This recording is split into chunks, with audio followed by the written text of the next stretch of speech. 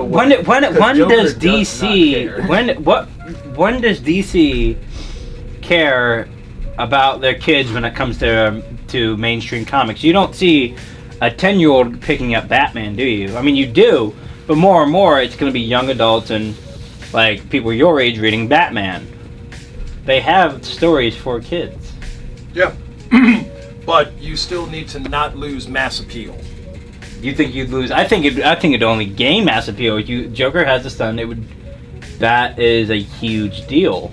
I'm thinking about in The Killing Joke. His wife was pregnant. He was going to have a son. Yes, The Killing Joke. Well, no, The Killing Joke is mature themes. That's not broad mass. Okay. So broad mass is now obviously today it's very different, but you need to be able to sell it bookstore and newsstand. Now, admittedly, again, the newsstand distribution is almost totally done. Okay. But that's by broad base. Broad base would be the kid, the parent, the brother, the cousin. But if it's mature themes, only parents, then it's no longer broad mass. So in order to not lose the broadest appeal, there's this book, there's that title, there's this other title. But good afternoon, sir. Make sure I'm not interrupting anything. But yeah, now Tom King's Batman has the current widest appeal across the line, as opposed to All-Star Batman, which is a little more niche-y. Certainly for my store purposes, I'd say Batman, and I'm just going off the top of my head here based on subscription numbers, Batman sells about twice as much as Snyder and Capullo's book. About 3 times as much as The Dark Knight, The Master Race. Master Race sells well.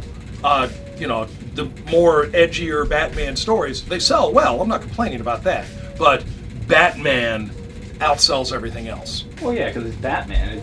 It's not. You're not. I mean, of the Batmans, Batman and Detective sell more than the other Batman titles.